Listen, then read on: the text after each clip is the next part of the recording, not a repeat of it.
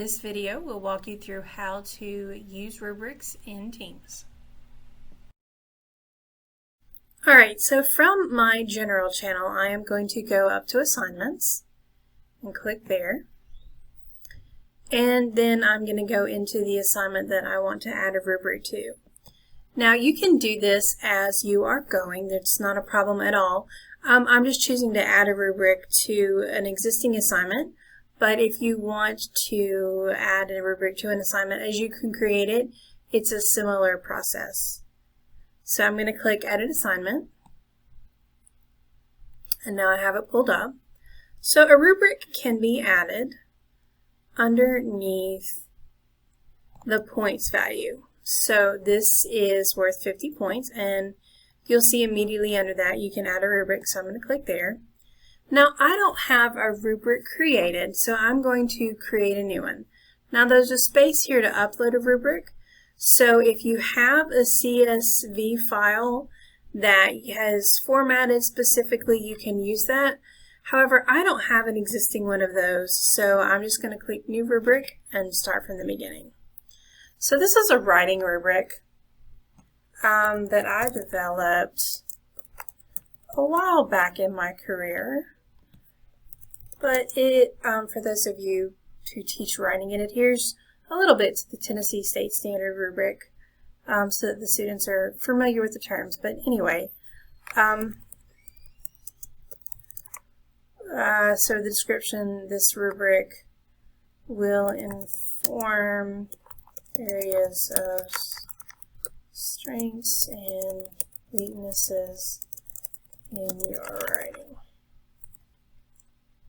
I should say inform you.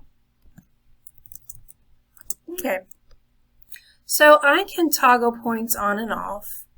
I want to turn it on for this so that it will grade it for me once I click through the rubric. If you look down through here, now if you turn it off, that basically just means that you aren't going to assign any point values and you'll assign an overall points value after you've used the rubric. Some people like that, or others just to be a little bit more uniform in their grading like to follow the rubric specifically. So you'll notice that you've got criteria across the top: excellent, good, fair, and poor. Some people also like to give like no points. So I'm going to add that in because, you know, sometimes it just assigns it a point of a 1 just because they turned it in, and maybe in that criteria area they just don't deserve it. So I'm just going to say no points earned there. I'm going to leave it as 1, 2, 3, and 4 for now just so that you can see it. But basically you can tell that this is an area that you're going to assess the rubric, and then there are criteria for each one. So I'm going to start filling this out and then show you what that looks like. Alright, so I am going to show you that I have put in information under each of the ratings. Excellent, the writer clearly meets all qualifications. Good, there are a few minor errors, but nothing that derails the text. That comma should not be there, speaking of errors. Fair, there are several errors in the category that need to be revised in order for the writing to be successful. Poor, please proofread and revise this area. The flaws in the essay prohibit it from being successful. And then the 0, no points earned, resubmit the assignment. It's fairly straightforward.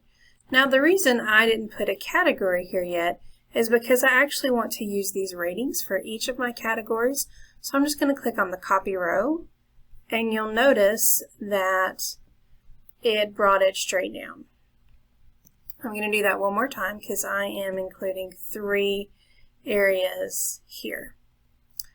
Alright, so for the actual different area that we're going to be looking at, I am pulling information straight from our previous rubric that I talked about. And so what I am going to be doing is actually incorporating the standards for excellence into this area. You don't have to do that. You can incorporate those and distribute it throughout and be very specific. But I want to show students what the top standard is, so that's why I do it that way. It's a choice, so please feel free to make it your own. Alright, so I've got my descriptions in here of what each area is. The first I've chosen to use is content. The second area that I'm using is essay structure. And the third area that I'm using is language structure. And you can see that I've got additional information about exactly what entails sort of the perfect essay. So therefore the students understand where the top notch, where they need to be in order to earn full credit. So something else that I do, you'll notice that they have divided these all up to be equal weights. So remember that these have to total 100%. You can say evenly redistribute the weights if you want to.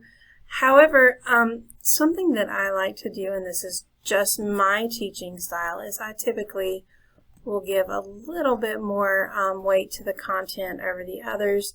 So I'm going to change that right now.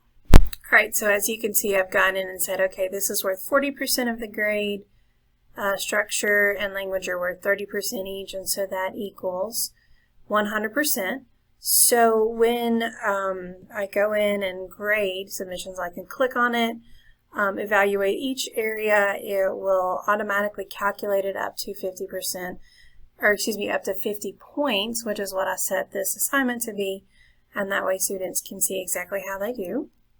So if I click attach, it's thinking, and suddenly the writing rubric is attached there. So I can go back and click on it, and you'll see that my different areas and the description of the areas, the weight, all come up. And then across the bottom here are the point values.